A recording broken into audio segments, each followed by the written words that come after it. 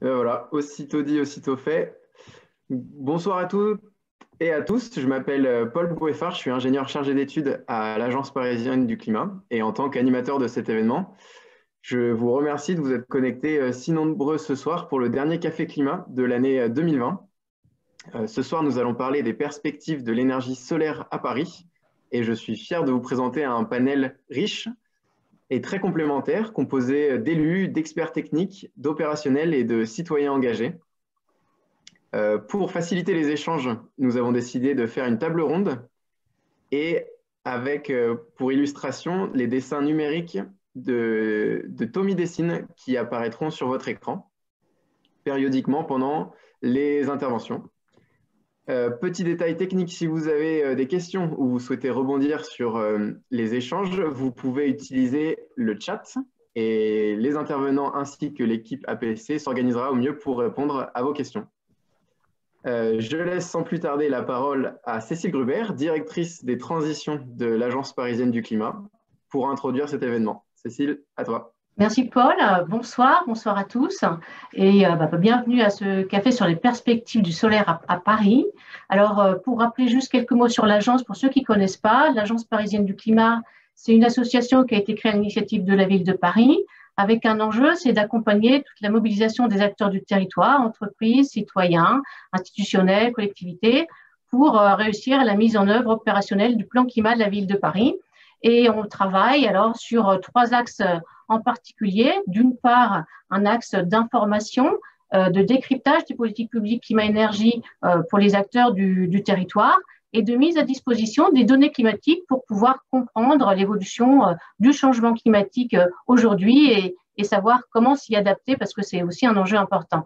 Un deuxième axe de travail, ça va être d'accompagner, d'outiller et de développer des dispositifs opérationnels pour que les Parisiens, mais aussi les entreprises puissent réduire leur empreinte carbone et réduire leur consommation d'énergie, leur consommation d'eau, de déchets.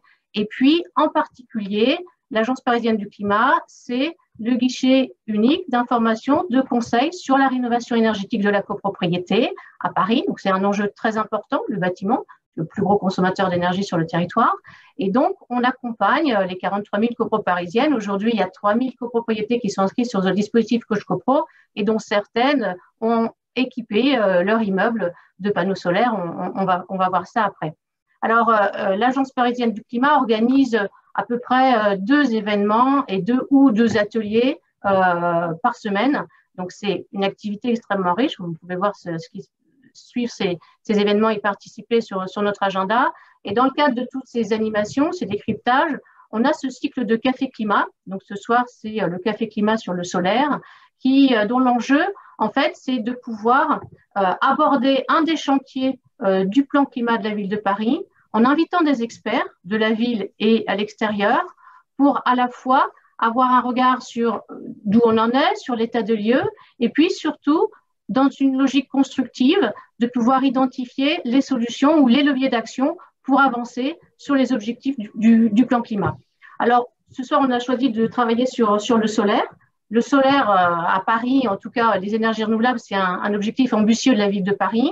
La ville de Paris ambitionne évidemment une ville neutre en carbone d'ici 2050, et après je serai d'alerte à préciser tout cela, et puis 100% énergie renouvelable, donc diviser par 2 les consommations d'énergie, ça ne va pas aller sans développer les énergies alternatives à côté, et le potentiel est important pour développer les énergies renouvelables à Paris, parce qu'il y a déjà un potentiel dans les sous-sols avec la géothermie, mais il y a aussi un potentiel important sur le foncier qui est celui des toitures parisiennes. Il y a un deuxième objectif important qui est à la fois de produire localement 20% d'énergie renouvelable, qui est un double défi en fait pour la ville de Paris, et puis d'équiper 20% de ces toits parisiens en panneaux solaires. Alors, c'est des objectifs extrêmement ambitieux. Aujourd'hui, nous, ce qu'on voit, c'est que dans notre activité au quotidien, on conseille donc les copropriétaires. On a de plus en plus quelques demandes ou sollicitations pour équiper le solaire, mais c'est encore timide. Donc, on a encore beaucoup de chemin à faire sur ce chantier-là. On a par exemple une cartographie des rénovations de copropriété globale à Paris. On a aujourd'hui référencé et documenté une centaine de copropriétés qui ont engagé des projets globaux de rénovation. Et sur ces centaines, eh bien, on en a 8 qui sont équipés en panneaux solaires. Donc, il y a encore du chemin à faire. C'est pas énorme en volume. Et donc, sur le côté copro, alors on n'en parlera pas ce soir, mais c'est aussi un acteur, ça va être aussi un secteur important à mobiliser pour répondre aux objectifs de la ville de Paris, comme le secteur tertiaire en général. Et là, on a le secteur parc social, logement qui va intervenir, et le secteur parc public avec la ville qui va intervenir, mais il y a aussi à mobiliser tous les grands gestionnaires de parcs privés pour engager pour réussir cet objectif. Alors, à Paris, depuis à peu près 20 ans, déjà la ville s'est engagée et les plus avancés sur les installations, c'est les bâtiments publics. C'est la ville de Paris qui a déployé des installations solaires. Et puis, c'est les bailleurs sociaux qui sont les plus avancés. Et dans le dernier plan climat et énergie de la ville de Paris, on parle de 50 000 mètres carrés de panneaux solaires aujourd'hui installés. Donc, c'est certainement des chiffres qui vont être mis à jour, puisque déjà la DCPA évoquait qu'ils avaient commencé à engager un gros plan de déploiement, donc ils vont nous en parler.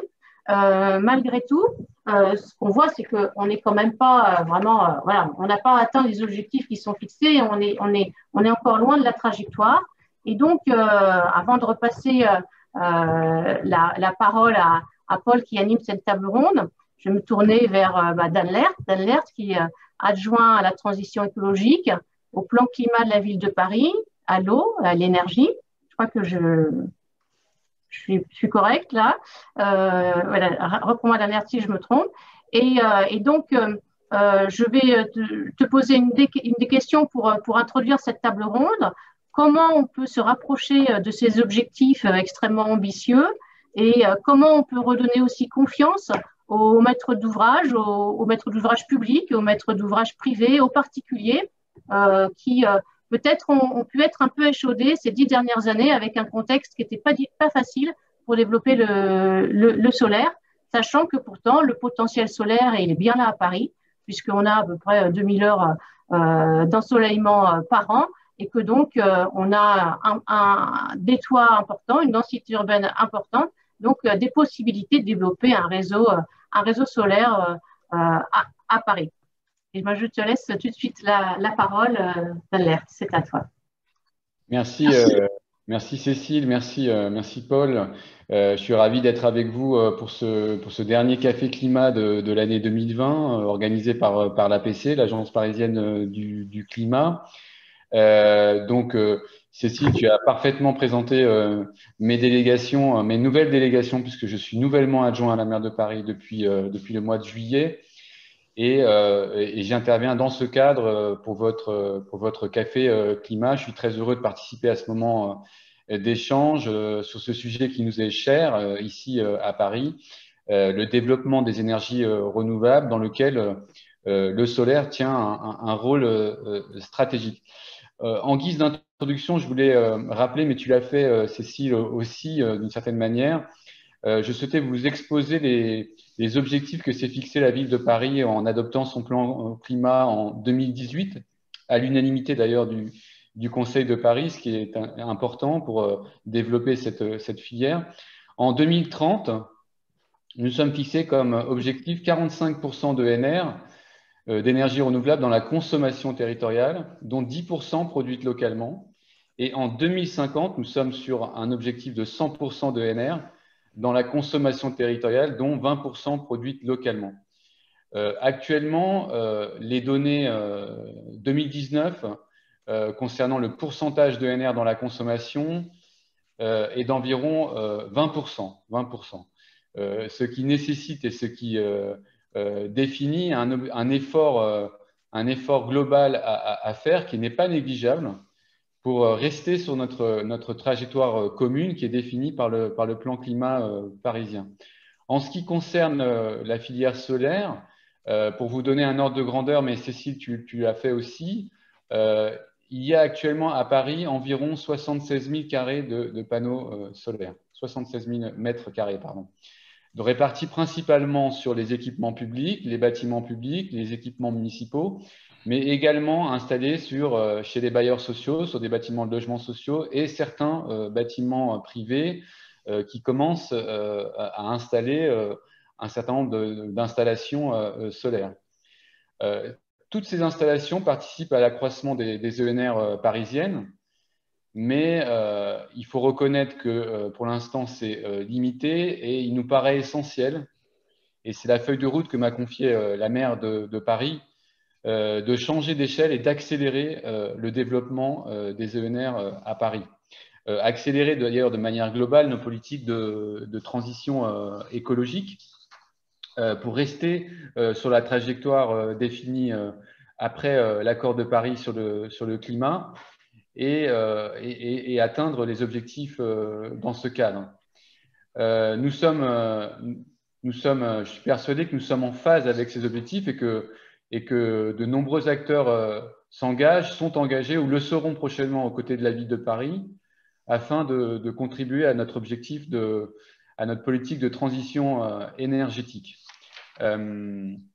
Pour illustrer peut-être plus précisément, je voudrais quand même exposer quelques exemples de centrales solaires que nous avons développées à Paris par la ville de Paris et ses partenaires.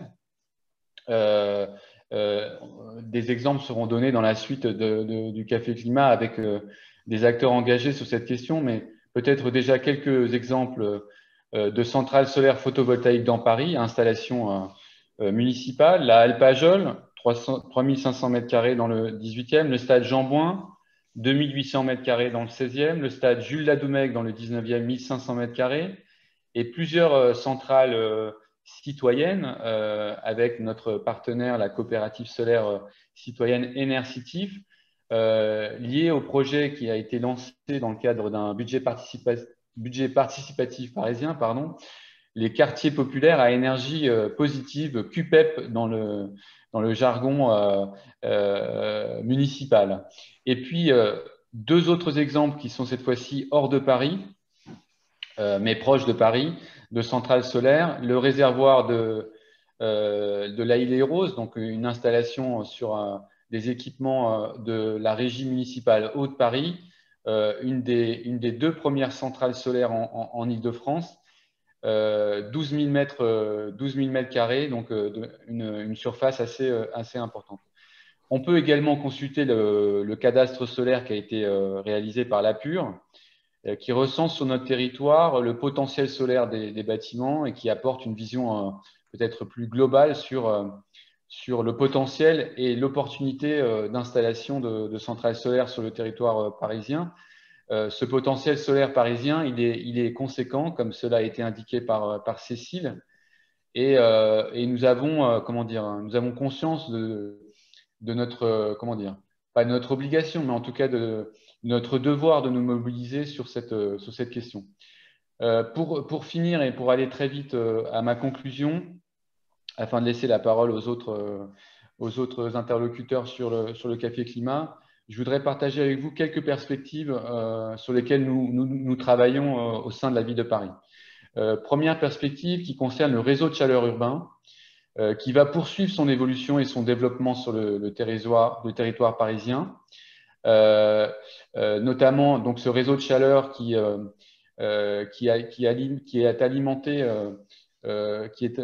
alimente le réseau de vapeur de la ville à partir d'usines de production comme le Sictom, pour n'en citer qu'un, mais aussi à travers l'usine de Saint-Ouen qui est en train d'être convertie vers la biomasse, alors que c'était une usine charbon. Donc, des initiatives extrêmement intéressantes. Nous pourrons également amorcer la transformation du réseau de chaleur à travers les nouvelles boucles d'eau chaude qui pourraient être alimentées notamment par des panneaux solaires thermiques pour compléter ce réseau. Nous allons créer dans le courant de l'année 2021 un nouvel opérateur public, Énergie de Paris au pluriel, qui permettra à la municipalité de disposer d'un levier supplémentaire pour assurer l'accélération sur le développement des ENR et notamment la production des ENR. On a besoin là aussi, comment dire, de mieux, de massifier un petit peu ce développement du solaire pour rester sur la trajectoire qu'on s'est fixée. Et nous lancerons un nouveau programme sur le modèle des pariculteurs qui s'appellera très certainement Énergiculteur, qui est en cours d'étude et qui aura pour objectif de provoquer une mobilisation de l'ensemble des propriétaires fonciers parisiens, publics et privés, qui souhaitent s'engager dans le développement de toitures solaires. Et ce sera un programme d'appel à projet ou d'appel à manifestation d'intérêt pour des centrales de petite, moyenne ou grande taille sur Paris intramuros. Donc, ce sont nos perspectives pour l'année 2021 et pour le mandat qui s'ouvre. Les retours d'expérience des autres intervenants à cette table ronde, notamment des services de la ville de Paris, je pense notamment à la DCPA avec Sylvie Angeloni, vous apporteront des informations complémentaires, des précisions utiles sur ces nouvelles démarches que nous engageons aujourd'hui et confirmeront, mais je pense qu'il n'y avait aucun doute du côté de l'Agence parisienne du climat, nos intérêts communs, notre ambition de renforcer à la fois la filière des ENR à Paris, notre travail collaboratif pour y arriver et de mobilisation avec les collectifs citoyens engagés sur cette question pour rendre finalement les Parisiens acteurs de cette transition énergétique et faire de notre ville une ville solaire au sens littéral du terme. Voilà ce que je voulais vous exposer en introduction et je vous remercie à nouveau de votre présence et de votre mobilisation pour ce Café Climat de l'Agence parisienne du climat. Merci à vous. Merci Daniel. Est-ce que je peux en profiter pour poser deux questions du public? Audrey Le Galerie vous demande de redire le nom de ce nouvel acteur prévu. Énergie au pluriel de Paris. Énergie au pluriel de Paris. Voilà. Et Nicolas Randria vous demande si vous allez essayer de faire évoluer le positionnement des ABF sur la présence de photovoltaïque à 500 mètres d'un site reclassé ou inscrit. Alors, de manière générale, comme sur le plan de la rénovation énergétique du parc privé, on est en discussion et en dialogue permanent avec les architectes des bâtiments de France, et notamment dans le cadre d'un projet de centrale solaire que nous menons au parc Floral, puisque le projet se situe dans l'alignement, on va dire, d'un monument historique, pour faire simple. Et donc, on a un dialogue extrêmement exigeant avec les architectes des bâtiments de France pour arriver à sortir des projets, y compris dans le cadre, on va dire, d'une ville très patrimoniale comme peut l'être Paris dans certains arrondissements. Je ne doute pas que ce dialogue soit conclusif. Parfois, nous échouerons, mais souvent, nous réussirons. Et j'espère que notamment le projet du parc Floral, on nous a demandé de travailler à des tuiles solaires pour remplacer des panneaux solaires qui seraient peut-être un peu décalés sur le parc Floral. Donc, on est en train de travailler à imaginer des solutions et c'est un dialogue constructif et exigeant avec les architectes des bâtiments de France qui évoluent comme nous d'ailleurs sur leur perception et leur appréhension de cette question du solaire à Paris. Très bien. Merci Dan. Je propose au reste des intervenants de se présenter succinctement, peut-être la DCPA pour commencer. Et ça me fait penser qu'un des auditeurs nous demande ce que c'est de préciser, nous demande de préciser la DCPA. Je vais le dire. Oui, bonjour tout le monde. Merci l'APC d'avoir organisé ce temps d'échange. Merci Monsieur le maire. Donc Sylvie Angeloni, je suis responsable du service énergie au sein de la DCPA. Donc c'est la direction construction publique et architecture. C'est une des 20 directions de la ville de Paris qui est, vu le nom, donc qui s'occupe en fait des travaux dans les bâtiments communaux de la ville. Et nous, en tant que service énergie au sein de cette direction, nous occupons de tous les aspects énergie, en fait, parce qu'il y a d'autres entités énergie dans d'autres directions, par exemple la voirie, tout ce qui est mobilité, aussi mobilité électrique. Mais nous sommes représentants de tout ce qui est énergie dans les bâtiments communaux. Alors, peut-être j'expliquerai un petit peu plus au moment où je dois intervenir. Je laisse la présentation très bien, au suivant. Oui, voilà. Anne-Gaëlle, peut-être aussi? Oui, bonjour à tous. Donc moi, je suis l'adjointe de Sylvie Angeloni dans ce service énergie pour les équipements publics. Voilà, donc on travaille aussi bien sur la performance des bâtiments que sur l'introduction de production de NR2 à l'échelle du bâtiment quand c'est possible. Donc voilà, on veille à essayer de repérer tous les potentiels et les exploiter. Je peux donner la parole maintenant aux représentantes de Paris Habitat. Est-ce que vous pouvez vous présenter succinctement? Geneviève, ton micro est coupé, je pense. Pardon, oui. C'est bon. Je disais bonsoir à tous. Merci d'avoir sollicité Paris Habitat pour partager son expérience sur le solaire. Donc, Paris Habitat, pour un petit récapitulatif, bailleur social qui gère 125 000 logements, presque exclusivement sur Paris intramuros. Donc, on loge un Parisien sur 9.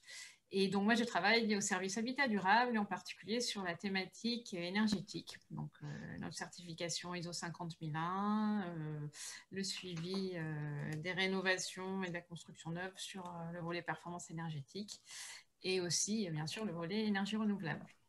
Et donc, je suis venue avec ma collègue Laetitia Bacang. Bonjour, donc moi je suis Laetitia Bacang, voilà, je travaille avec Geneviève au sein du service Habitat Durable. Donc voilà, on accompagne également les opérationnels dans leurs opérations de réhabilitation plan climat. On suit aussi les opérationnels des constructions neuves. On essaye de les accompagner au maximum pour atteindre les performances attendues, voulues initialement. Voilà. Très bien, merci Laetitia. Gilles, est-ce que vous voulez prendre la suite? Oui, donc, Gilles Vintrevert, je suis président d'Enercitif, jeune retraité, engagé bénévole depuis quelques années dans ce collectif qui veut développer l'énergie citoyenne à Paris. Et donc c'est une tête bicéphale puisqu'il y a aussi le président de l'association, Patrick Gèze, que certains d'entre vous connaissent, qui est avec nous ce soir dans l'assistance. Très bien, merci. André, peut-être? Oui, vous m'entendez là, c'est bon? C'est bon, ouais. Oui, bon, bonjour à tous. Moi, je suis André Jocle, je suis le fondateur du bureau d'études Texol. Et en fait, j'ai de l'écho, donc ça ne va pas du tout. Ce que je voulais simplement vous dire, c'est que Texol, c'est un bureau d'études qui emploie environ une quarantaine de collaborateurs, un peu partout en France et outre-mer, et qui, depuis 35 ans, est spécialisé en énergie solaire. On ne fait que ça, en fait. Solaire thermique ou solaire photovoltaïque. Et bon, nous avons beaucoup travaillé dans plein de domaines, notamment sur l'autoconsommation, qui est un secteur important ces dernières années. Et tout récemment, nous venons de créer, avec le président de l'ADEME, la présidente de l'Union sociale pour l'habitat, etc., une structure qui s'appelle Sol Solidaire et qui vise à financer des installations solaires photovoltaïques pour les ménages les plus précaires. En fait, vous savez qu'ils sont nombreux en France, près de 7 millions, que c'est un chiffre qui augmente malheureusement tous les ans. Et donc, on vise par la collecte de fonds privés de pouvoir financer des installations dans le logement social, enfin, dans les gens qui sont en précarité. Et ça fonctionne très, très bien. On a démarré ça il y a un mois et on a déjà beaucoup de grands groupes qui nous ont rejoints et qui nous apportent des financements. J'en dirai un mot si vous le souhaitez tout à l'heure. Très bien, merci. Marc, je vous laisse terminer et je vous poserai la première question. Bon. Bonjour, donc, mon nom c'est Marc Gildisca, je suis fondateur de l'association ESPUL qui a raccordé au réseau le premier kilowatt photovoltaïque, c'était en 1992, en face d'une grosse centrale nucléaire qui a arrêté depuis, qui s'appelle Superphénix. Et nous animons notamment un centre ressources sur le photovoltaïque assez connu. Les sites web, c'est photovoltaïque.info et réseau.photovoltaïque.info. Vous trouvez toutes les informations nécessaires, techniques ou autres, ou opérationnelles pour vos projets photovoltaïques, que vous soyez particulier, collectivité, bailleur social ou quoi. Et par ailleurs, je suis aussi vice-président du CLAIR, le réseau pour la transition énergétique, qui est l'ONG spécialisée sur l'énergie qui participe notamment par des actions de plaidoyer au niveau national et un peu européen aussi. Et par ailleurs, je suis porte-parole de l'association Negawatt qui développe des scénarios à 2050, 100% énergie renouvelable, qui sont régulièrement publiés. On a en préparation pour l'année prochaine qui va aller chaque fois plus loin, mais en même temps, il faut aller toujours plus vite parce que les politiques publiques en France ont un gros défaut, c'est qu'elles annoncent beaucoup d'objectifs ambitieux, mais qu'elles ont beaucoup de mal à les réaliser. Alors, je dis ça surtout pour l'État, hein, soyons clairs, les collectivités locales, pour nous, sont des acteurs majeurs de la transition. C'est même là que ça va se passer, c'est de toute évidence. C'est vrai que Paris, la ville, notamment, a quelques handicaps quand même, du point de vue notamment du solaire. Hein. Il n'y a pas beaucoup de soleil. Il y a beaucoup de bâtiments, mais ils sont plutôt verticaux. Donc, malgré ces handicaps, on salue vraiment la volonté de la ville de Paris d'aller de l'avant et on fera tout notre possible pour les y aider. Et par ailleurs, je suis aussi membre du conseil d'administration d'énergie partagée dont j'ai été fondateur à une certaine époque. Donc, je salue aussi mes amis d'Enercitif. Je vis à la campagne et pas en ville, mais je suis aussi dans un collectif citoyen et on a des projets photovoltaïques en route aussi ici. Très bien. Merci à tous. Donc, la trame de cet événement va être en 3 parties. Je vous propose au début de commencer par un rapide panorama de la filière pour donner quelques informations clés et scientifiques. Ensuite, un retour d'expérience opérationnelle avec une parole privilégiée à Paris Habitat et la ville de Paris. Et enfin, des perspectives d'évolution, des bonnes pratiques à multiplier, notamment l'énergie citoyenne, pourquoi pas. Dans cette première partie, je pense que Marc et André, vous serez les destinataires privilégiés. Je vais commencer par poser une des questions des auditeurs. Comme ça, on abordera ce sujet dès le début. Un des auditeurs nous fait rappeler que si on fait une ACV de l'énergie solaire par kilowattheure-crête, on arrive finalement à un facteur d'émissions qui serait plus élevé que celui qui est produit en moyenne en France. Est-ce que à ce sujet, Marc ou André, vous avez une réponse à apporter? Moi, j'ai une réponse très simple. Ça fait 30 ans que je me bats pour que la France soit pionnière du photovoltaïque, y compris au niveau industriel. Si les panneaux sont fabriqués en France, leur contenu carbone il vient à 0 puisqu'on a du nucléaire. Aujourd'hui, si les panneaux sont fabriqués en Chine, c'est parce que l'Europe n'a pas été assez maligne pour conserver l'industrie sur son sol. L'Allemagne a développé une industrie grâce aux tarifs d'achat. C'est les consommateurs allemands qu'il faut remercier tous les jours où le soleil se lève d'avoir fait ça. Ça a permis d'enclencher une baisse des tarifs du photovoltaïque très importante. C'est parti en Chine. Alors, les Allemands vendent des machines-outils et des usines aux Chinois, ils sont en balance commerciale positive. La France a complètement lâché prise, alors que c'est un Français qui a découvert l'effet photovoltaïque et que dans les années 80, on avait les industries en pointe. Donc aujourd'hui, si le contenu carbone des panneaux peut être critiqué parce qu'ils sont fabriqués majoritairement en Chine, c'est bien la faute à l'État français qui n'a pas compris qu'il y avait une place à prendre avec une électricité décarbonée. Donc ça veut dire pour le passé, c'est ça, mais pour l'avenir, ça veut dire que si les industries, et on en parle beaucoup aujourd'hui, de faire rentrer des usines de fabrication des panneaux photovoltaïques en Europe, des gigafactories, notamment vers la frontière allemande. Il y a un projet, peut-être André connaît mieux que moi ce sujet-là. Néanmoins, si on vient fabriquer en France, eh bien, le bilan carbone des panneaux sera très bas. Par contre, il aura un bilan Becquerel, un bilan de déchets radioactifs qui sera un peu moins bon. Mais comme on va en mettre beaucoup sur nos toits, à terme, on aura un système qui sera très renouvelable et 100% renouvelable, y compris en termes de bilan carbone et bilan matière. André, est-ce que vous souhaitez ajouter quelque chose sur cette thématique? Oui, moi je confirme ce que dit, évidemment, ce qui vient d'être dit. Ce que dit Marc est d'autant plus juste qu'il y a une dizaine d'années, quand la Chine a vraiment investi dans le solaire, ils ont investi à peu près 100 milliards de dollars sur le secteur. Et j'avais eu l'occasion, moi, avec un syndicat professionnel, Enerplan, pour ne pas le nommer, de faire une tournée pour aller voir un petit peu tous les industriels et les patrons de ces boîtes-là. Et en fait, on a compris que c'était vraiment une vraie industrie qui était en train de se monter avec des investissements colossaux, quoi. Et donc, quand on est revenu à Paris, on est allé faire le tour des ministères. Je suis allé à Bercy en particulier, au ministère de l'Industrie.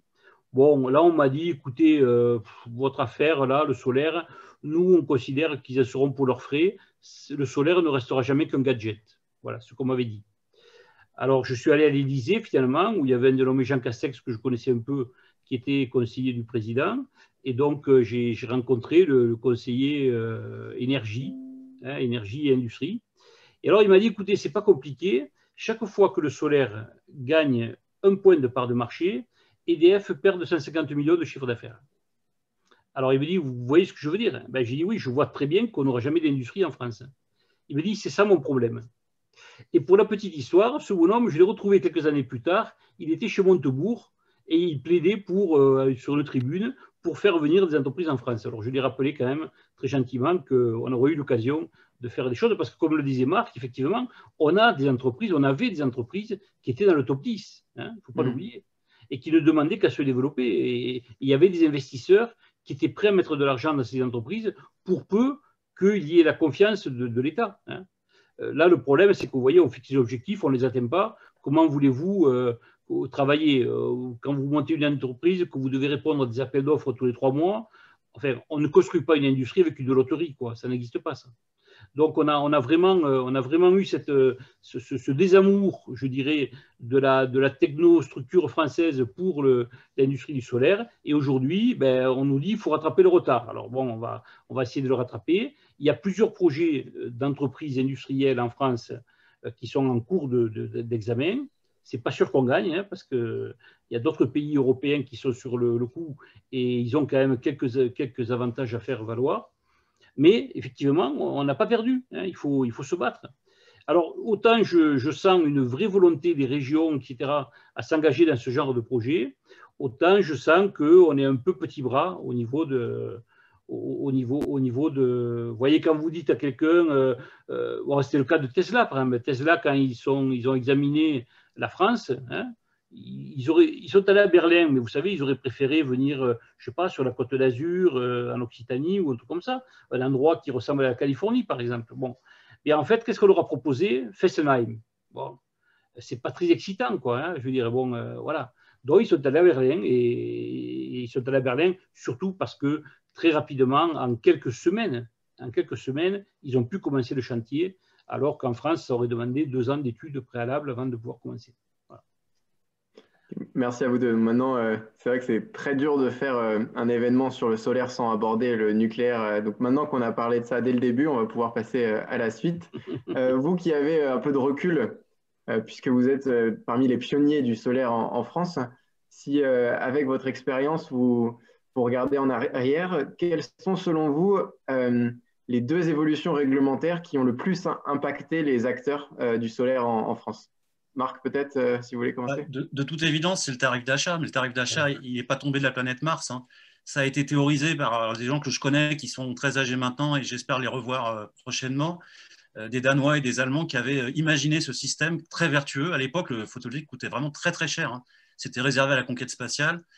Personne ne pensait en mettre autant sur Terre parce qu'on pensait que c'était vraiment ça resterait cher. Eux ont eu l'idée vraiment géniale de dire on va garantir à l'industrie un débouché à travers le tarif d'achat, donc qui garantit aux clients de l'industrie, donc aux poseurs de panneaux, aux gens qui montent des projets, une rentabilité correcte, une rentabilité suffisante. D'ailleurs, c'est le terme européen, une rentabilité suffisante mais non excessive. En contrepartie de quoi l'industrie s'engage à investir, à développer des usines, etc., pour faire baisser les coûts. C'était une manière très intelligente de faire rentrer un nouvel entrant dans un marché qui était vraiment bien bloqué, hein, parce que l'électricité est produite par plein de moyens très polluants. Il y a le charbon, il y a le gaz, il y a le pétrole, il y a le nucléaire, etc. Donc, et ça a très bien marché. Ça a marché pour l'éolien, évidemment, et pour le photovoltaïque. Le photovoltaïque a une particularité, c'est que c'est une industrie qui a une capacité à baisser ses coûts qui est absolument extraordinaire. Il n'y a pas d'exemple, même dans l'électronique, par exemple, qui est assez proche, à la fois techniquement et au niveau industriel, mais a été capable de baisser ses coûts. C'est constant depuis 30 ans, le photovoltaïque baisse d'entre 10 et 20% ses coûts par an.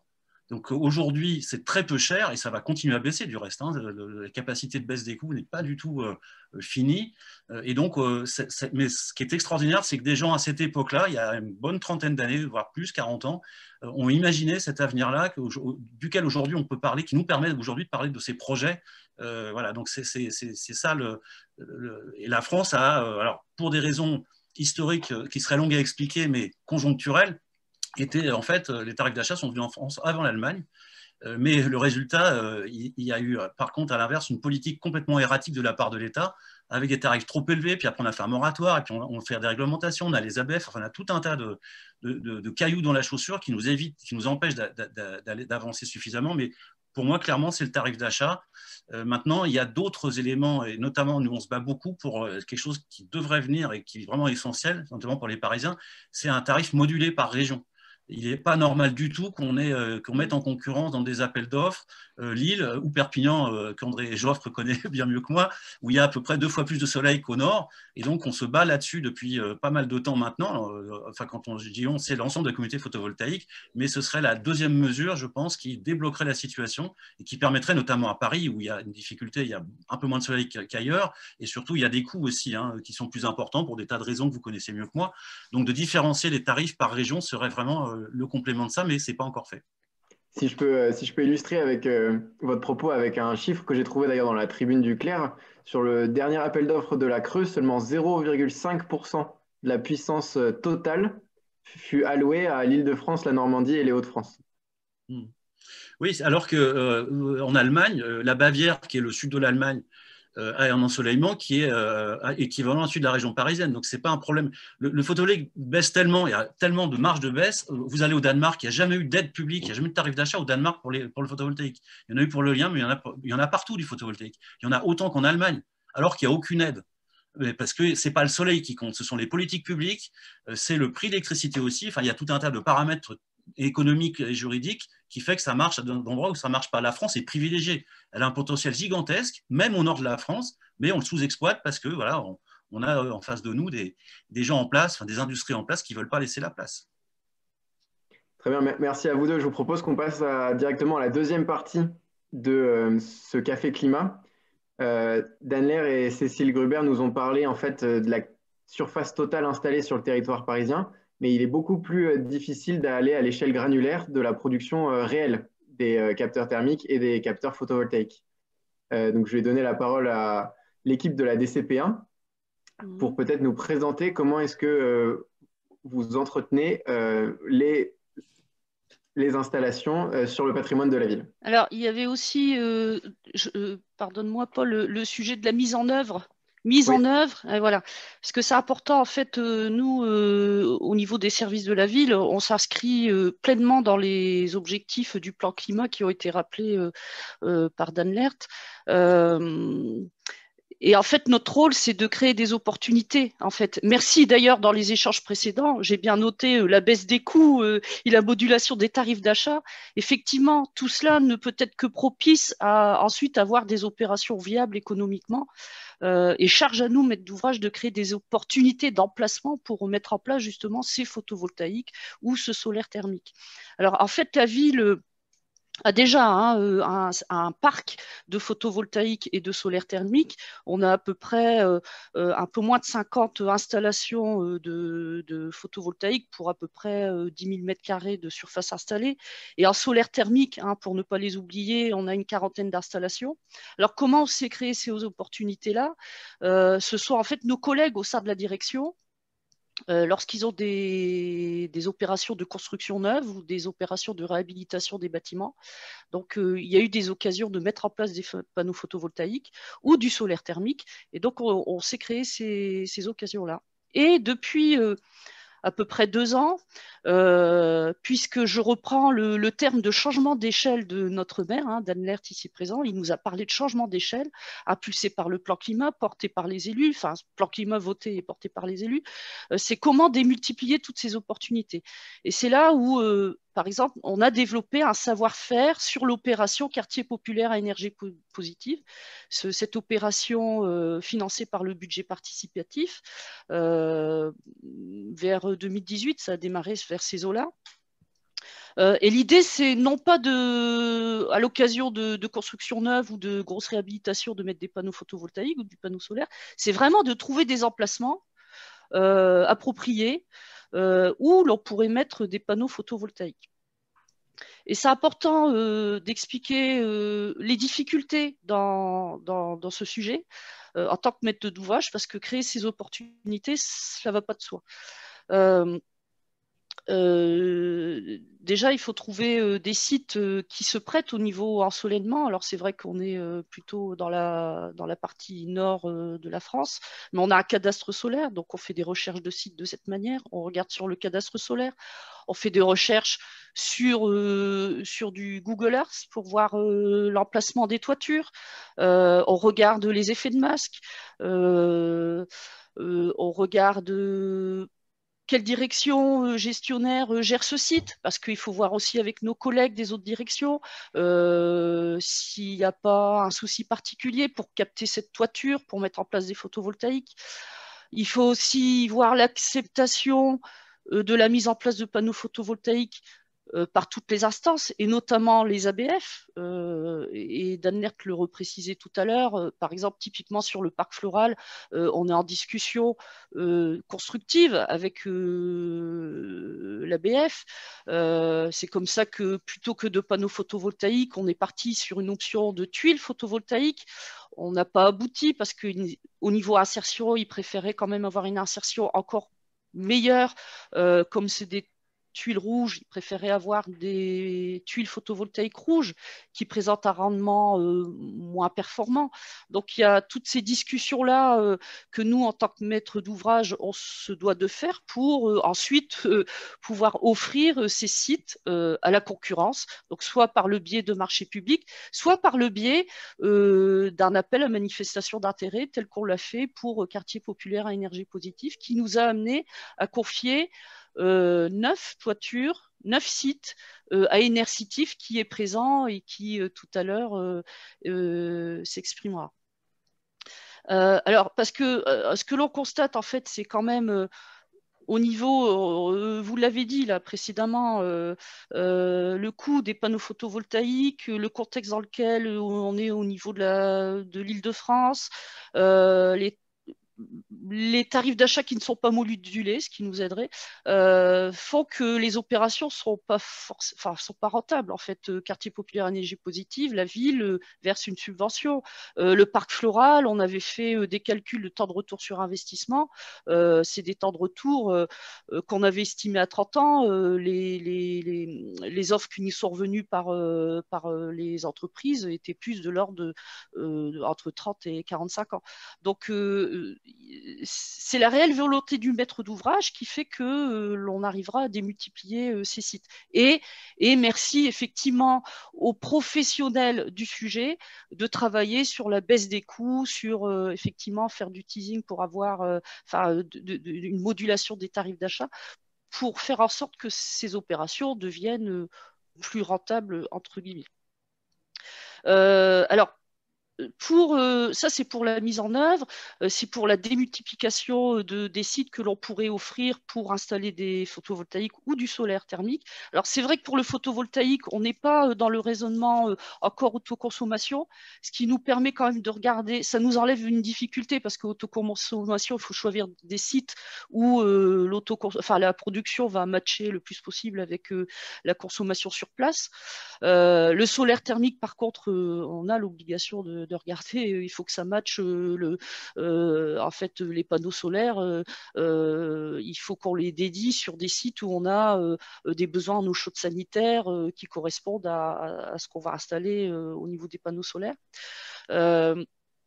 Donc en fait, voilà tous les critères que l'on regarde pour déployer le sujet photovoltaïque et solaire thermique sur le territoire, sur le patrimoine communal de la ville. À ce stade, on a regardé, en fait, pour se fixer des objectifs par rapport au plan climat, si l'on regarde les quelques 3000 bâtiments dont nous gérons à la direction des constructions publiques et architecture les contrats de fourniture d'énergie, si on revient aux 20% d'objectifs de toitures solaires équipées, il faudrait avoir à peu près 600 toitures équipées. Donc on voit un petit peu l'objectif que l'on a. Quand je vous disais qu'on a un peu moins de 50 sites actuellement, aller à 600 sites, on voit bien qu'il faut démultiplier les choses.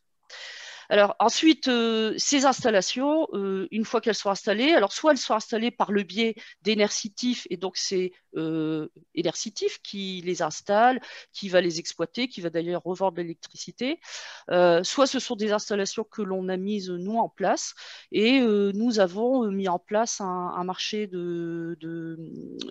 d'entretien, maintenance des panneaux photovoltaïques, et pour les solaires thermiques, ce sont nos équipes en interne qui veillent au bon fonctionnement des solaires thermiques, puisque la plupart du temps, c'est connecté à nos centres thermiques. Donc, ce sont nos mêmes équipes qui les exploitent. Avec une difficulté, c'est que lorsque ces installations tombent en panne, on n'est pas forcément prévenu en temps réel. Mais je crois que c'est un sujet qu'on regardera tout à l'heure. Pour aussi déployer ces installations photovoltaïques, là, on met également en place actuellement un marché de fourniture et de pose de panneaux photovoltaïques. Si bien qu'on va avoir une palette, c'est un terme qu'avait utilisé notre élu hier, parce qu'on avait fait un point hier, une palette de dispositifs pour déployer le plus possible, autant que possible, les panneaux photovoltaïques sur le patrimoine communal parisien. Donc, soit des marchés de fourniture et de pose gérés par la ville de Paris en propre, soit des sites que l'on confierait à des partenaires type Énercitif, des collectifs citoyens, et sur lesquels ils mettraient des installations photovoltaïques. Voilà. En fait, on sent bien que pour se démultiplier, il faut vraiment développer la palette d'actions. Et nous, à la source, c'est la recherche de sites. On a un gisement, on a beaucoup de bâtiments communaux à la ville. Le gisement, il faut qu'on l'examine. C'est exactement ce qu'on est en train de faire pour le programme Énergie-Culteur dont a parlé Dan Lert. On est en train de réexaminer donc des sites dans nos bâtiments communaux et de la manière dont je vous l'ai expliqué. On regarde sur le cadastre solaire, on regarde les surfaces disponibles, on regarde, gros sujet, l'importance de ces toitures. On voit que ça, c'est un élément majeur qui fait qu'une toiture sera disponible pour recevoir des panneaux photovoltaïques ou pas. Dans le programme CUPEP, on avait pris un panel de... j'ai plus en tête, mais peut-être une trentaine de sites potentiels. Et quand on a commencé à regarder dans le détail, les diagnostics structures des toitures terrasses font qu'il a fallu retirer certains sites parce que la portance admissible ne permettait pas la mise en place de panneaux.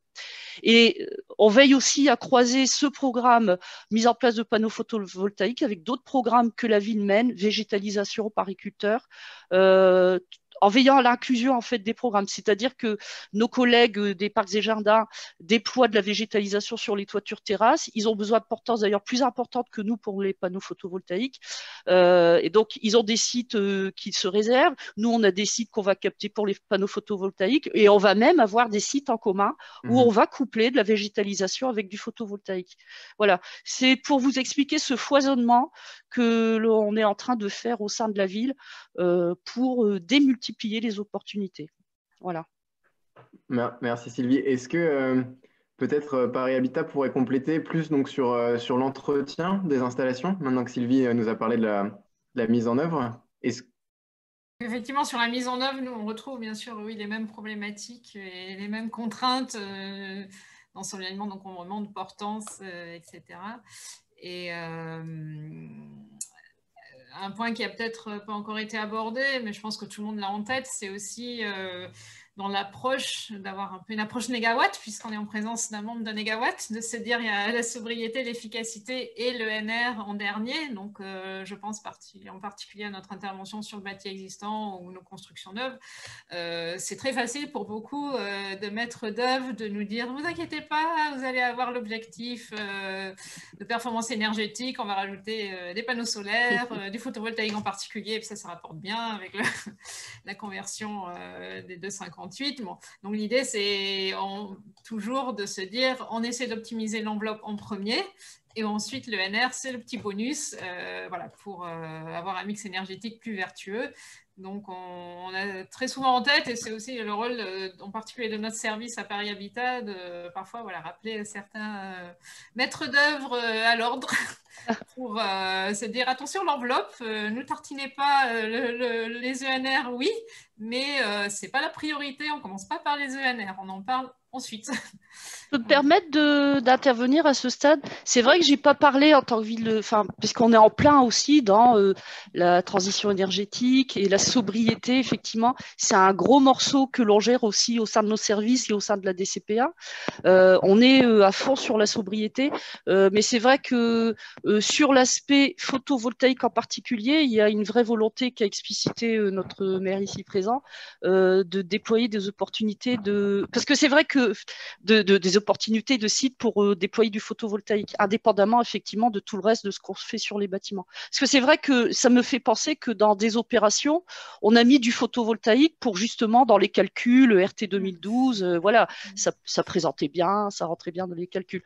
Alors du coup, on est passé au-delà de ça, on a mis la vitesse, la deuxième vitesse ou la quatrième vitesse, et on travaille à la fois sur la sobriété, tout ce qui est enveloppe transition énergétique, rénovation énergétique. Ça, c'est un gros morceau qui nous occupe beaucoup au sein des équipes, et aussi donc tous les programmes énergiculteurs, photovoltaïques, voilà. Pour dire qu'on ne l'oubliait pas non plus. Mais c'est vrai que je ne l'ai pas évoqué parce que ce n'était pas le cœur du sujet aujourd'hui. Pardon. Oui, non, mais pas de souci, non, oui, je pense que de toute façon, on a les mêmes approches. Oui, les maîtres d'ouvrage se posent les mêmes questions et sont Mm. confrontés aux mêmes problématiques, aux mêmes enjeux. Justement, quelles seraient les problématiques que vous retrouvez aussi bien chez Paris Habitat qu'à la DCPA? Peut-être que vous avez des problèmes en commun et finalement qui mériteraient une seule réponse. Ouais. Bah, je pense que nous, si on prend par exemple le solaire thermique, c'est vrai qu'avec le retour d'expérience, on s'est aperçu qu'on avait plusieurs installations, même beaucoup d'installations, qui avaient été surdimensionnées par rapport aux besoins réels estivales. Donc là, on est vraiment sur une problématique logement, donc qui sera différente des problématiques de la ville sur du tertiaire ou d'autres locaux. Mais on s'aperçoit qu'effectivement, en été, la consommation d'eau chaude de nos locataires chute. Bon, déjà, il fait plus chaud, donc on utilise moins d'eau chaude. Et ensuite, il y a les périodes estivales de congés. Et donc, c'est vrai que souvent, on a un surdimensionnement. Donc, pour y remédier, parce que si on laisse une installation avec du glycol comme fluide caloporteur, bah, ça surchauffe, ça caramélise et l'installation est HS. Donc, pour éviter, on est passé sur des systèmes auto-vidangeables. Après, André Joffre pourra en parler mieux que moi, je pense. De se dire, bah, dès qu'on est en surchauffe, on va vidanger l'installation. Comme ça, certes, elle ne va pas produire, mais au moins, on garde une installation fonctionnelle, avec à terme peut-être se dire pourquoi pas remplacer le glycol par de l'eau, sachant que le glycol coûte cher, qui s'est tracé au niveau environnemental. Voilà, il y a toute une procédure liée à l'utilisation de glycol. Donc il y a ce côté de dimensionnement où c'est vrai qu'au départ voilà, ça paraissait cohérent. Donc, on se dit que peut-être qu'au lieu de dimensionner une installation pour se dire je vais produire le plus possible, pourquoi pas aussi s'orienter vers une production optimisée pour le besoin en hiver, mais donc qui pose aussi d'autres soucis parce que ça veut dire que l'inclinaison des panneaux ne va pas être la même. Et donc, ils vont être beaucoup plus à la verticale. Donc, il y a des problèmes visuels, il peut y avoir des plaintes de voisins qui se disent vos panneaux ne sont pas beaux au niveau architectural. Donc, finalement, voilà, c'est toute une histoire de compromis pour arriver à avoir une installation fonctionnelle et optimisée en termes de production par rapport aux besoins. Donc, sachant que nous, je n'ai pas précisé, mais le solaire thermique, on l'utilise uniquement en préchauffage d'eau chaude sanitaire, avec aussi le souci des cohérences des politiques territoriales. Donc, le solaire thermique, on l'utilise en préchauffage.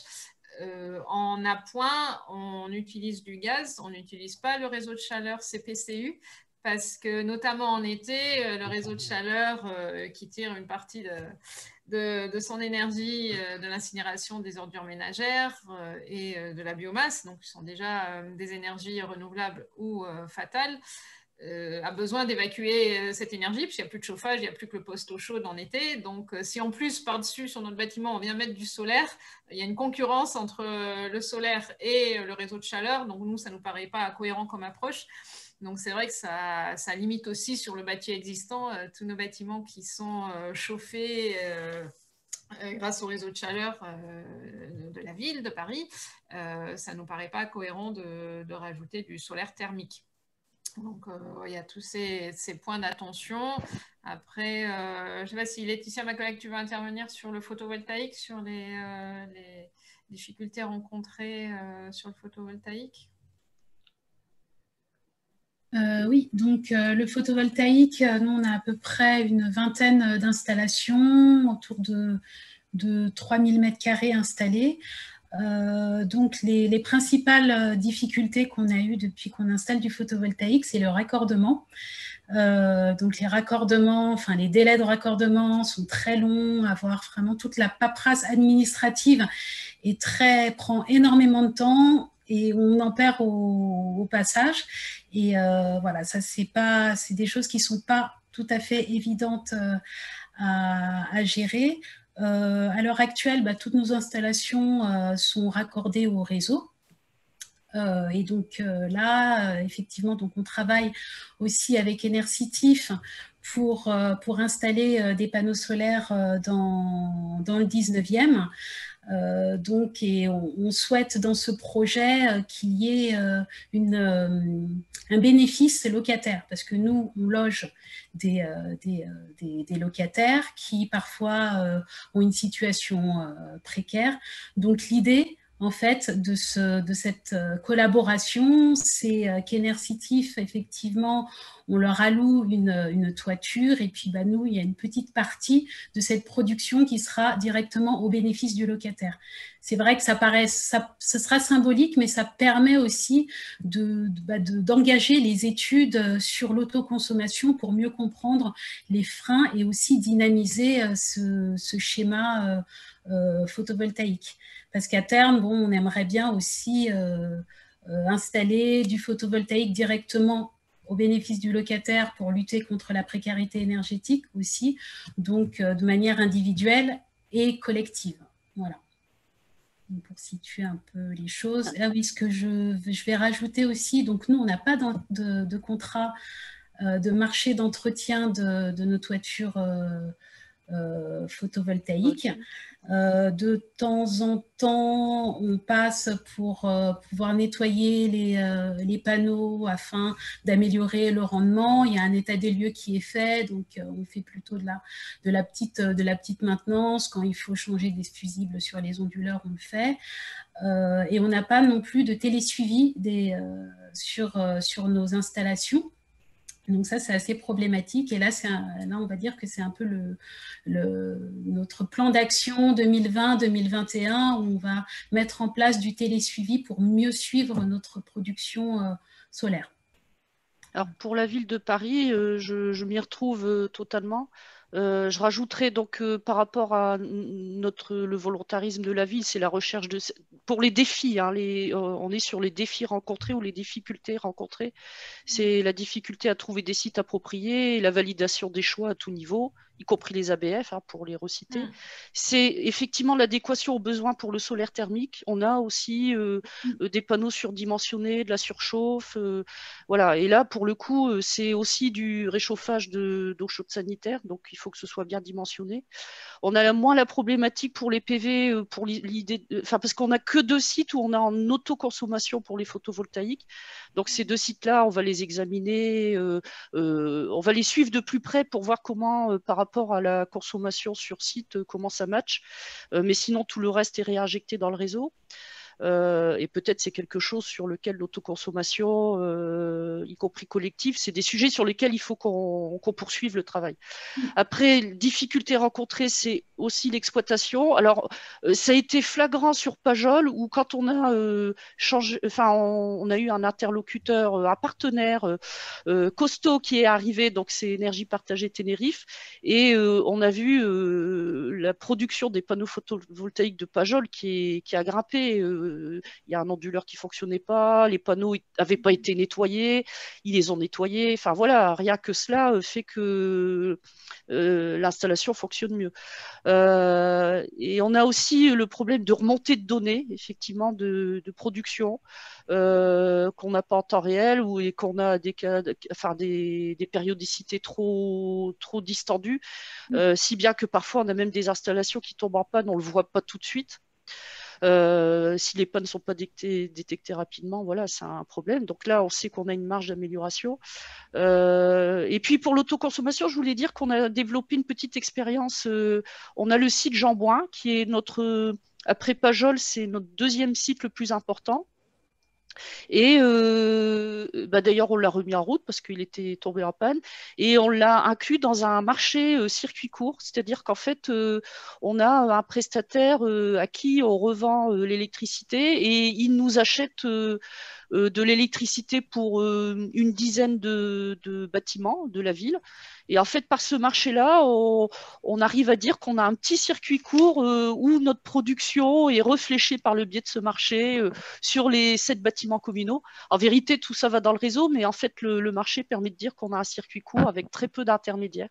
Voilà, donc on est en pleine expérimentation là-dessus. Et ensuite, j'ai vu passer plein de questions sur ce qu'on a fait avec QPEP Enercitif, mais je crois que comme Enercitif est là, on va répondre à ces questions en troisième partie. Voilà.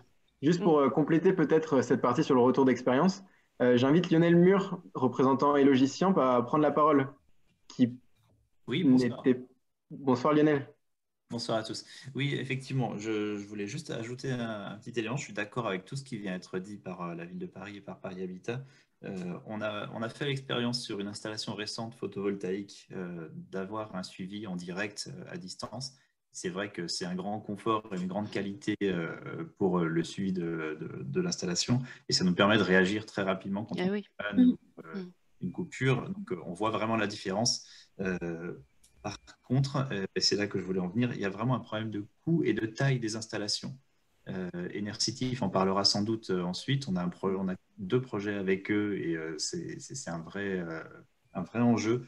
Le temps de retour sur investissement et la taille critique des installations pour pouvoir soit fournir, quand on est en solaire thermique, de l'eau chaude à nos locataires, soit revendre l'électricité et couvrir les coûts d'entretien, et notamment ce contrat de suivi de la production en direct, et qui n'est pas toujours à l'échelle de nos immeubles. Elogiciamp, c'est un bailleur social qui a beaucoup de sites avec des petits immeubles où sur les toitures, on a des concurrences d'usage. On parlait de la végétalisation et du solaire. Ce n'est pas incompatible, certes, mais sur un toit, on a aussi la ventilation, des édicules, de la sécurisation avec des garde-corps, et ce qui fait qu'il ne nous reste pas toujours une très grande surface. Et donc, à l'échelle de Paris, où le parcellaire est assez morcelé, il peut y avoir un effet limite, en fait, parce que quand on a un grand site avec une grande terrasse ou un grand toit, on va pouvoir y aller.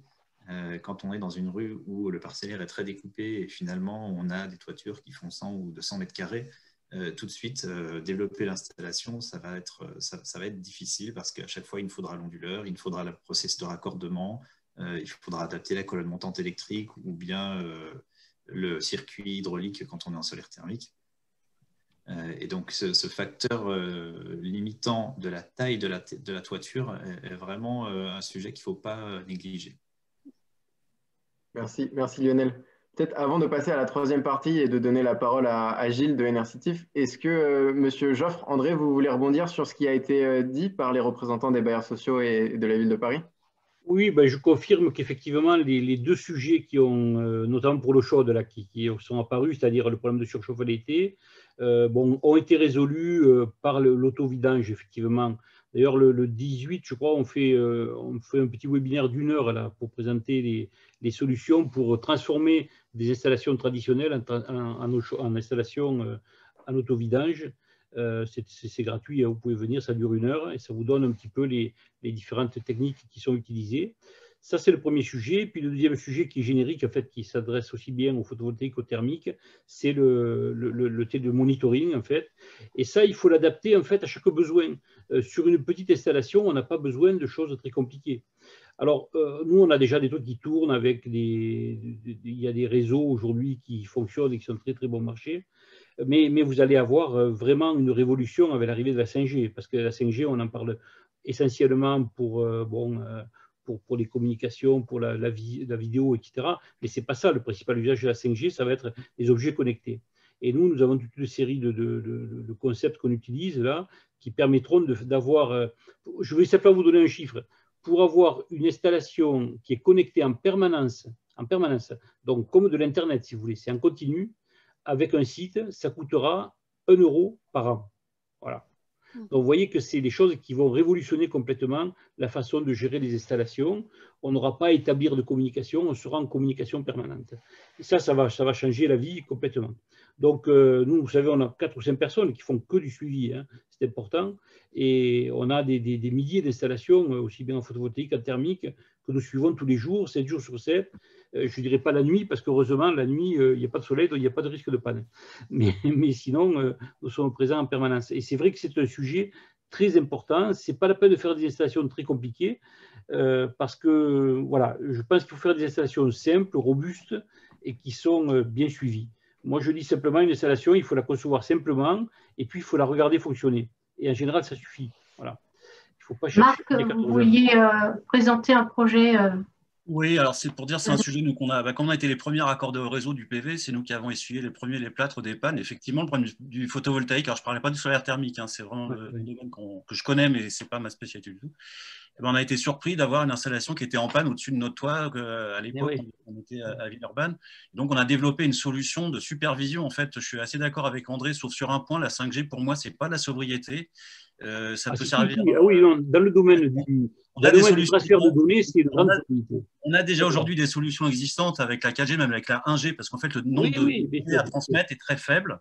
Et on a un système, nous, de supervision qui, par exemple, le lendemain, va chercher les données par heure de la production en journée du PV, le compare à ce qu'il aurait dû faire avec des données satellites et dit ça marche pas. Donc, et ça, c'est une solution qu'on a développée.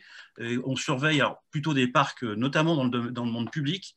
On a beaucoup de partenariats avec des entreprises, des SEM notamment, des syndicats d'énergie ou des choses comme ça, où ce n'est pas le métier en fait, de surveiller. Comme ça marche très bien, on ne s'en soucie pas. Mais aujourd'hui, on n'est pas les seuls. Hein, je ne veux pas faire de la publicité pour notre solution spécifiquement. En tout cas, il y a des solutions qui sont effectivement low-tech, qui n'ont pas besoin d'énormes infrastructures et qui garantissent la supervision, qui peuvent aussi éditer les factures pour vendre l'électricité, qui font la maintenance préventive, qui peuvent faire de la prévision. Enfin, il y a tout un tas de choses autour de ça. Donc, effectivement, il faut adapter les petits systèmes. Ça peut coûter cher, mais sur des gros parcs ou mutualisés, notamment on travaille avec Énergie Partagée, hein, pour être très clair. Maintenant, on est en partenariat avec eux pour surveiller l'ensemble des installations des citoyens à terme, quoi. Donc, c'est en train de se mettre en place. Voilà, donc là-dessus, c'est pas la peine de monter non plus sur les toits ni de surveiller toutes les heures de la journée. Il y a des automatismes qui le font très bien. Ouais. Gilles, peut-être d'Enercitif, est-ce que vous voulez rebondir sur tout ce qui a été dit et peut-être nous dire comment est-ce que l'énergie citoyenne permet de lever les difficultés identifiées? Oui, bien sûr. Je voudrais commencer par dire un peu ce que peut apporter un collectif citoyen comme le nôtre et comme beaucoup d'autres, puisqu'il y en a 300 à peu près en France et tous sous la houlette de Énergie Partagée qu'on a citée plusieurs fois. Le fuel un peu de ce type de mouvement, c'est l'envie des citoyens de s'impliquer dans la transition énergétique, c'est l'envie de faire quelque chose plutôt que de rester inactif, et sous différentes formes, soit d'apporter une partie de son épargne pour investir dans la collectivité, dans la coopérative, pardon, et prendre des parts et donc permettre de financer des projets, soi-même en tant que bénévole de participer à un projet en apportant son expertise ou quelquefois tout simplement son bon sens parce qu'il en faut pour faire ces projets. Et donc l'essence même de notre collectif et sa force finalement, c'est d'avoir beaucoup de gens qui ont envie de faire quelque chose et qui, à travers un engagement bénévole, finalement, concrétisent la construction de toitures solaires à Paris.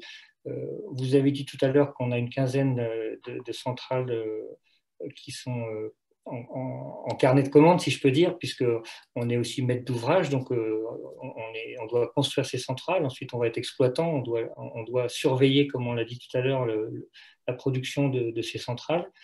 Et bien, il faut du monde pour s'en occuper, et en fait, on le trouve assez bien, que ce soit des jeunes retraités, que ce soit des jeunes actifs. Il y a beaucoup de gens qui ont envie de mettre à disposition un peu de leur temps, un peu de leur épargne, un peu de leurs compétences techniques dans certains cas. Et puis, le mouvement énergie partagée, finalement, donne le reste de la solution, parce qu'il y a beaucoup de retours d'expérience de tous ces projets qui se font partout. Il y a beaucoup de formations que Énergie partagée peut donner à des personnes qui démarrent dans le sujet. Et donc, c'est ça notre force de frappe, finalement. Alors, à côté de ça, on a parlé tout à l'heure des problèmes de la transition énergétique en général, hein, la sobriété, l'efficacité énergétique, ça fait vraiment partie aussi de notre ADN. On a envie de porter le message, comme Negawatt le fait, hein, c'est le même sujet, et on a un tremplin formidable pour le faire avec les écoles ou les collèges sur lesquels on implante nos toitures.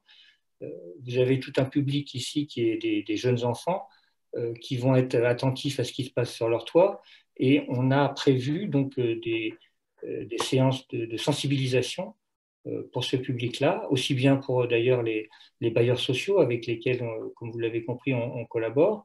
On a envie de leur apporter ce message avec des outils tout à fait, comment dire, assez standards, hein, qui permettent aux gens de comprendre pourquoi c'est important de consommer moins, pourquoi c'est important aussi de faire de l'énergie solaire, même à Paris. Voilà. Et le troisième point qui est absolument fondamental dans notre action, c'est la collaboration étroite avec la collectivité locale. Je crois que sans ce démarrage, sans ces projets qui ont été démarrés avec la ville, notre collectif n'aurait pas pu trouver son développement. Et donc, c'est vraiment la recherche des toitures dont Sylvie a parlé tout à l'heure qui est le premier pas dans tout ça, sans parler de la volonté politique, bien sûr, de la mairie de Paris, qui souhaite que les citoyens s'impliquent dans la construction de centrales à Paris. Donc, cette collaboration et cet ancrage local fait partie de l'ADN de tous ces mouvements collectifs. D'accord. Merci Gilles. On est parfait pour le temps de questions-réponses maintenant avec les spectateurs. Peut-être juste avant de commencer, est-ce que vous avez des questions à vous poser entre vous, entre intervenants? Parce que je pense qu'il est rare que vous soyez tous ensemble réunis.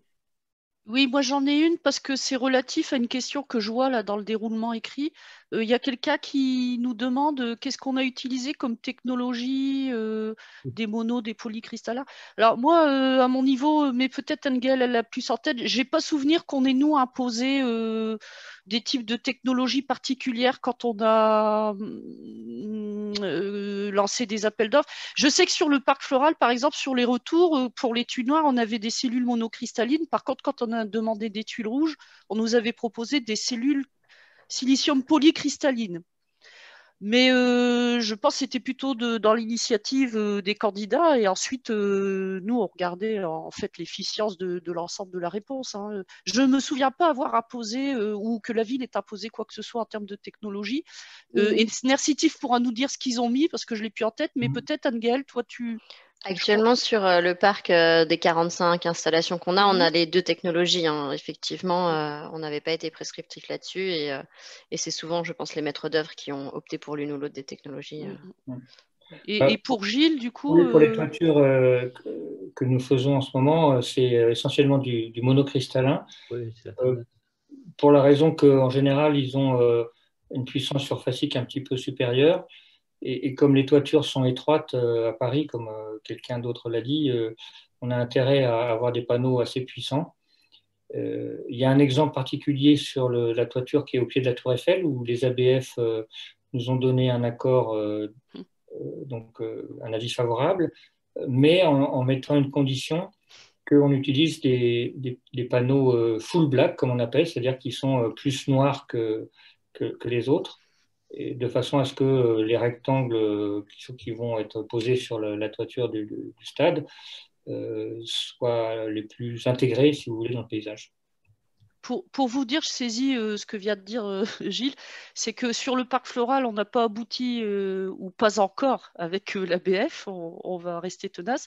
Et par contre, l'ABF du secteur Tour Eiffel nous a donné l'autorisation de mettre des panneaux, c'est en cours d'ailleurs de mise en place, sur une toiture terrasse qui est au pied de la Tour Eiffel. Enfin, c'est quasiment, voilà, c'est à une centaine de mètres, avec des prescriptions précises. Voilà, on a discuté avec l'ABF, enfin, il nous a pas donné non plus des conditions inacceptables ou inatteignables, donc Enercitif a pu le faire.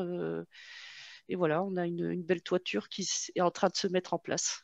On espère que ça donnera lieu à une belle inauguration quelques semaines.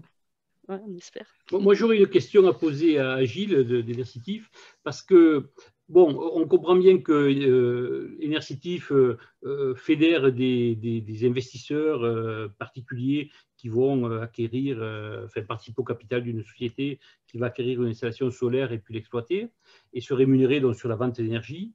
Est-ce que vous avez songé à travailler de l'autre côté, du côté consommateur? C'est-à-dire qu'en fait, cette énergie, plutôt que de la vendre au réseau, c'est de l'autoconsommer collectivement. Vous savez qu'on peut aujourd'hui distribuer de l'électricité dans un rayon d'1 kilomètre. Donc, ça fait quand même sur Paris des zones extrêmement denses où on peut vraiment faire beaucoup de choses. Et en fait, ça va déboucher sur les communautés d'énergie renouvelable qui sont déjà décrites dans la directive européenne et qui sont en voie de transposition en droit français. Il y a une ordonnance qui va sortir là, qui va expliquer en détail comment fonctionneront les... Et ça, je pense que c'est vraiment l'aboutissement de l'énergie solaire, parce que honnêtement, la subvention par un tarif d'achat, etc., c'était un mal nécessaire, c'est bien, mais la vraie finalité, c'est de pouvoir consommer en circuit court, sur place, l'énergie que l'on produit soi-même, ou qu'on produit collectivement soi-même. Oui, c'est une excellente question. Alors, bon, les premières toitures qu'on a lancées pour le projet QPEP dont parlait Sylvie tout à l'heure, elles sont en injection totale parce que c'est ce qui assure le plus facilement une rentabilité au projet et surtout sur la durée. Mais on commence à réfléchir et on y associe les bailleurs sociaux en ce moment. On a des discussions par exemple avec Paris Habitat pour autoconsommer une partie de la production sur place. Et on a même engagé des discussions pour consommer l'essentiel finalement de la production, mais ça demande quelques petits aménagements encore. D'abord de vérifier qu'on peut bien la consommer pratiquement en totalité sur place, et aussi de trouver le bon tarif d'achat finalement entre nous, qui soit d'une certaine façon au moins aussi favorable que celui qu'on a par l'obligation d'achat, sinon... il doit être plus élevé même. Il devrait être plus élevé parce que les tarifs d'achat, les tarifs de l'électricité ne vont pas baisser, notamment pour les petits consommateurs. Tout à fait. Et on espère bien qu'effectivement, ça sera le moyen, on va dire, principal d'échapper à cette tarification qui n'est pas régionale, c'est d'avoir des discussions en direct avec les consommateurs. Enfin, tout à l'heure, je n'ai pas relevé quand on dit qu'elle n'est pas régionale, ce n'est pas tout à fait vrai parce que c'est en train de bouger ça. Et en fait, aujourd'hui, on aura, pour les installations, en fait, on aura une production maximale autorisée qui sera celle, en gros, de, bon, on va dire la région parisienne, pour faire simple, autour de 1150, je crois, kWh par an. Ce qui fait que dans le Midi, finalement, où on aura une production de 1300, 1400, 1500 kWh parfois, par kilowatt, eh bien, tout ce qui est au-delà de 1150, en fait, on ne pourra pas le valoriser au tarif. On le vendra au tarif au prix du marché. Donc, ce qui fait quand même que quelque part, ça va rééquilibrer les choses entre le Nord et le Sud. Voilà. Mais pas malheureusement dans le bon sens, c'est-à-dire qu'en fait, dans le Nord, ça sera plus rentable que dans le Sud, dans une certaine proportion, mais dans le Sud, finalement, on va baisser la rentabilité des projets. Voilà. Ça dépendra du niveau du tarif qu'on ne connaît pas encore aujourd'hui, et tout porte à penser qu'on va garder le tarif actuel. Ce que tu dis, André, est vrai, mais attendons de voir d'abord l'arrêté tarifaire tel qu'il sera rédigé. Oui, mais enfin, bon, moi, d'après ce que j'ai eu comme info, c'est imminent. Hein, ça va être, on va passer à 500 kW sans appel d'offres, mais par contre, on aura cette limite qui va être quand même sacrément embêtante pour les projets. Je me permets de vous relayer, de grouper quelques questions qu'on a reçues, notamment au sujet des derniers documentaires qui sont sortis, donc la Planet of the Humans de Michael Moore et la face cachée des énergies renouvelables sur Arte. J'ai l'impression que les nouveaux pourfendeurs des énergies renouvelables s'organisent et investissent dans des moyens de communication. Est-ce que, selon vous, on est à l'aube d'un nouveau green bashing ou solar bashing? Bon, moi, je n'ai pas encore vu le truc sur Arte, je vais l'enregistrer, mais je ne l'ai pas encore vu. Mais bon, c'est traditionnel, je veux dire, dans toutes les périodes comme ça. Bon, en France en particulier, vous avez des gens qui n'ont aucun intérêt à ce que les énergies renouvelables se développent, et on peut le comprendre. Pour quelle raison, hein, parce que plus on fera de solaire, plus on fera d'éolien en France, moins on fera d'autres énergies plus conventionnelles. Donc, et ici, c'est du nucléaire, en Espagne, c'est le gaz, vous allez dans n'importe quel pays, dans beaucoup de pays, c'est du pétrole ou du charbon, et les tenants de ces énergies, en fait, sont opposés au développement des énergies renouvelables. Bon, c'est pas nouveau, c'est pas nouveau. C'est vrai qu'il y a peut-être une effervescence aujourd'hui, mais qui est liée au fait que, comme le disait Marc tout à l'heure, non seulement le prix des installations solaires a beaucoup baissé, mais il va continuer à beaucoup baisser. Alors, c'est vrai que c'est un peu embêtant. Moi, j'ai des copains qui sont des fournisseurs d'équipements qui me disent il ne faut pas dire que les prix vont baisser parce que les gens ne vont pas nous acheter. Bon. Mais il faut quand même le dire, parce que c'est la vérité. Moi, je pense que les prix des installations solaires vont diminuer encore d'un facteur 2 d'ici 2025. Bon, nos amis chinois, ils disaient non, vous n'y êtes pas du tout. On va diviser encore par 10 avant 2030. Quoi. Voilà. Donc, ça veut dire qu'en 2030, le prix de l'électricité solaire coûte presque plus rien. Et c'est ça qu'il faut se mettre un peu en tête quand on est maître d'ouvrage. Comment je me projette, quels usages je vais faire de cette électricité qui va être presque gratuite. Il ne faut pas exagérer, ça ne sera jamais gratuit. Non, attends, mais c'est vrai. Et derrière, il n'y a pas que l'argent, il y a aussi les matériaux. C'est vrai qu'il faut être précautionneux de la planète. Oui, attends, mais pas le silicium. C'est le produit le plus banal sur Terre. Il n'y a pas que le silicium.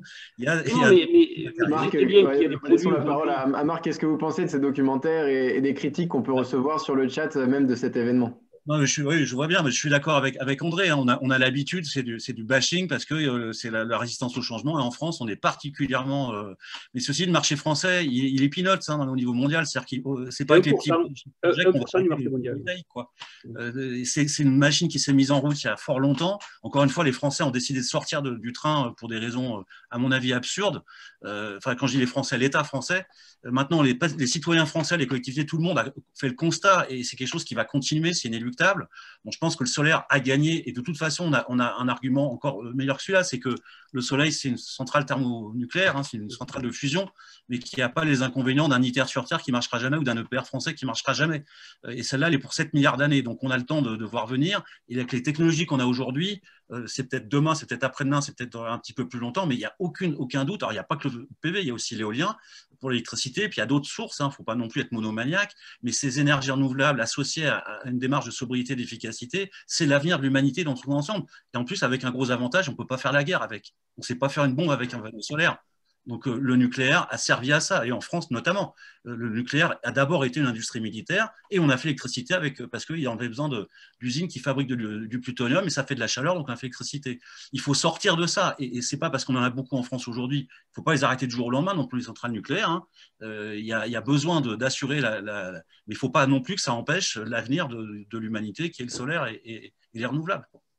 Merci Marc. Il reste 5 minutes, j'avais promis qu'on finissait à 20h. Je vous propose, Danler, de vous donner le mot de la fin, peut-être pour rebondir ce que vous avez entendu, à la fois des retours opérationnels et des discussions un peu plus d'actualité, comme on vient d'avoir. Déjà, à l'écoute des intervenants, je voudrais saluer quand même l'engagement historique d'un certain nombre d'acteurs qui parlent aujourd'hui à ce Café Climat pour la filière solaire, cette filière très importante. Je voudrais saluer quand même leurs engagements parce que, y compris à Paris, tous les projets, par exemple, qu'on mène avec la coopérative Énercitif citoyenne poussent la ville à aller de l'avant, à mettre au point des programmes de massification, on va dire, ou en tout cas de développement assez significatif des ENR.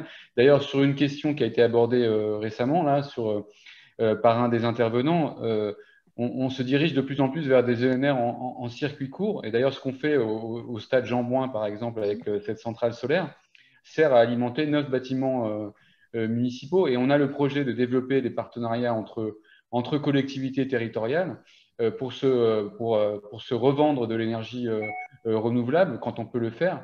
Et ça, c'est des projets extrêmement intéressants. Mais nous sommes attachés à Paris à développer le solaire et nous sommes attachés à ce qu'on qualifie d'énergie citoyenne, c'est-à-dire à tous ces collectifs qui font que finalement des citoyens sont acteurs de la transition énergétique à Paris et poussent l'ensemble des intervenants à Paris, des décideurs, des élus, des opérateurs privés, publics, etc., à s'y mettre. Donc moi, j'ai bon espoir qu'on y arrive avec ce qui a été indiqué comme facteur d'amplification de cette dynamique, les coûts du solaire, les modulations qu'on pourrait demander du tarif d'achat au niveau régional. Je suis persuadé qu'on peut y arriver. Et donc, en tout cas, vous pouvez compter sur le volontarisme de la mairie de Paris et des élus et de l'exécutif que je représente ici sur ces questions fondamentales de la transition énergétique pour accompagner ce mouvement qui est né il y a bien longtemps par des militants, on va dire, de la cause planétaire et de la transition écologique. Et donc, nous maintiendrons cette détermination, cette volonté pour y arriver et atteindre les objectifs que nous nous sommes nous-mêmes fixés dans le cadre du plan climat.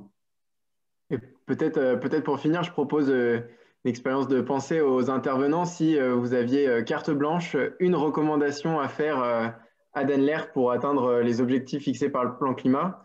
Ici, c'est l'opportunité justement de le faire directement. Je vous laisse la parole. Continuer comme il a commencé, mais ne pas oublier les 2 autres piliers que sont la sobriété et l'efficacité. Voilà, c'est bien parti. On peut qu'être, on va dire, optimiste quand c'est à ce niveau de détermination et tout ce qu'on pourra faire pour l'aider, on le fera. Voilà. Oui, moi je pense que ce serait intéressant de prolonger l'écosystème en fait. Hein. Bon, je crois qu'à Paris, vous avez concédé des bornes électriques à Total qui va les alimenter avec de l'électricité renouvelable.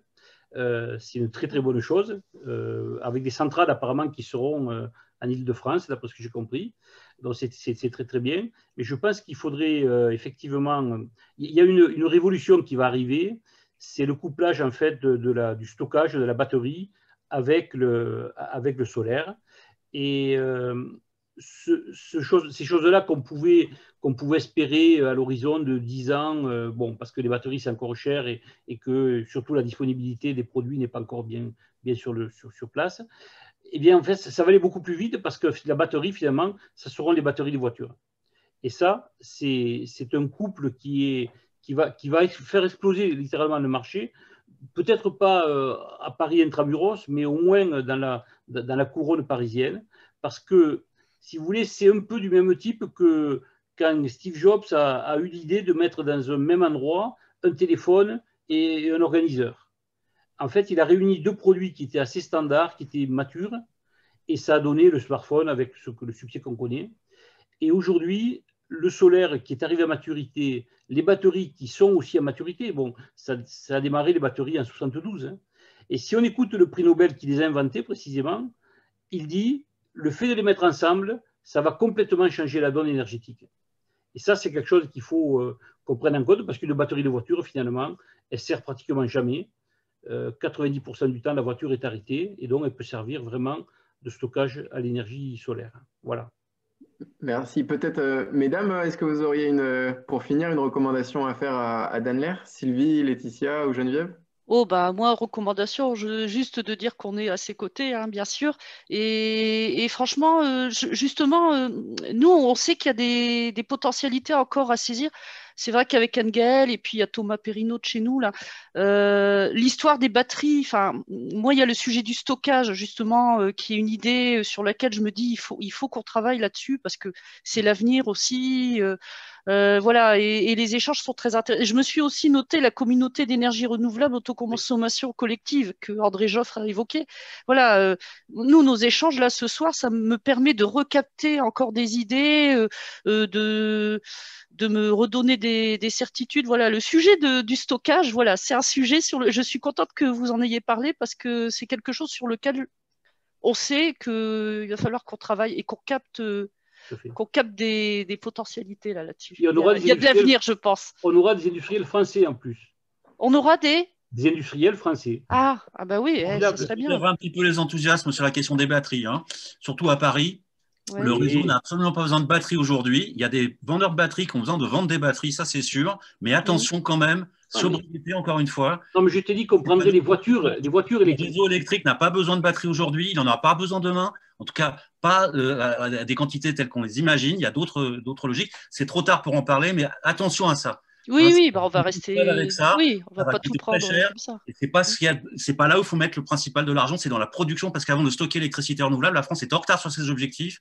De toute l'Europe, on est le 26e sur 27. Il faut d'abord produire l'électricité. La question du stockage viendra beaucoup plus tard. On n'en a pas besoin. Produisons d'abord. Voilà. Bah, on est sur la production de toute façon et peut-être en arrière-pensée le stockage. Le réseau, je crois que si vous ne consommez pas dans le bâtiment, c'est votre voisin. Le réseau sert à distribuer l'énergie et avant de stocker dans une batterie, le réseau, il a cet usage-là. Donc, il n'y a pas de problème aujourd'hui. N'allez pas là-dessus. Mettez votre argent ailleurs, franchement. Geneviève, je crois que vous vouliez dire quelque chose ? Oui, j'avais juste en tête un point, parce que c'est vrai qu'on voit qu'on est face à des technologies éprouvées de manière générale sur les énergies renouvelables classiques. Et très souvent, on a l'impression qu'on n'arrive pas à optimiser et à tirer tout le potentiel qu'on pourrait en tirer. Et je pensais surtout aussi au volet humain et à l'accompagnement au changement. C'est-à-dire que toutes les parties prenantes, quand on introduit une nouvelle énergie dans un mix, il y a fatalement une façon nouvelle d'interagir, d'autres parties prenantes, des évolutions contractuelles et collectivement de bien penser aussi à l'accompagnement au changement et aux facteurs humains et pour que toutes les parties prenantes et le rôle à jouer le joue pleinement et qu'on puisse optimiser les technologies existantes qui fonctionnent bien quand elles sont bien mises en œuvre. Merci Geneviève. Il est 20h02. J'avais promis qu'on ne dépasserait pas 20h. On est à peu près dans les temps. Merci à tous d'avoir participé à ces échanges passionnants.